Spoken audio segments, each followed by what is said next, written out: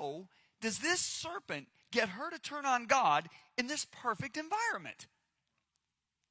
Because if we can understand how the serpent gets her to turn on God in this perfect environment, we can understand how he can get us to turn on God in a corrupt environment.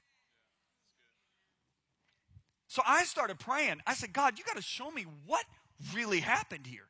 So let's look at it. God creates the heavens and the earth. He doesn't create a garden. He plants a garden. I've been in some of the most beautiful gardens in the world. And let me tell you something, men and women can make gardens. But can you imagine what God's garden looked like? So he creates this man, and he says to this man, you can eat from any tree in the garden. Now that's his generosity. Now the reason most people don't see that as generous is because they think there's just 2 trees in the garden. Now horticulturists tell us that there's over 2,500 different fruit-bearing trees known on the earth. I have to believe there's at least one of each of those trees represented in that garden. So you know what God's saying to him? Hey, Adam, you can freely eat from 2,499 trees. That's his generosity. Okay, now let me ask you something. Did you wake up this morning? Did you have covers on you? Did you have a roof over your head the last couple of weeks to protect you from the rain? Did you eat food? Did you drink clean water? Did you come here to church tonight and meet with some friends? I mean, I could go on the rest of the night about all the great things that he's given us. That's his generosity. But then God says, I don't want people that are forced to have a relationship with me. I want people that can choose to have a relationship with me.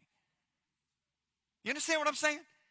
I mean, I look at Jensen, Lisa and I, we love Jensen and Sharice. You know what? Nobody pays Jensen to be my friend. Nobody forces him to be my friend. God's the same way. He doesn't want people that feel like I have to be a robot here.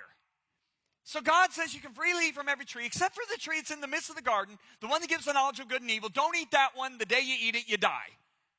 Now, we don't know what happened next, how long the next event is, but eventually, after bringing all the animals to Adam, he names 1.25 million species of animals, and he remembers what he named each one without Google.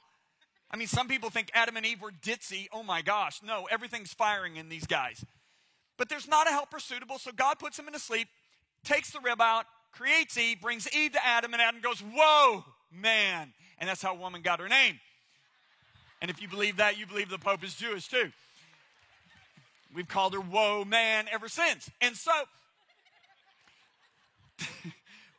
now we don't know if the next event happened 3 years later, 100 years later, 1,000 years later. But the serpent targets her, and there is a reason for him targeting her. Okay, and I'm going to show you in a minute.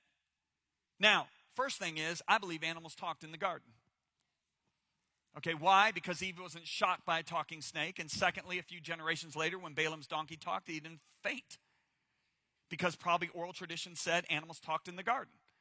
And so the snake approaches Eve, and he's got a 4-step plan to turn her against God. Step number 1. First thing he says to her, so you can't eat from every tree, can you? What has he just done with that statement? He has just gotten her eyes off the 2,499 she can freely eat from onto the one tree that's forbidden. This is exactly what he wants to do with you. He wants to get your eyes off of everything God has given you onto the 1 or 2 things that you feel or is being restrained from you.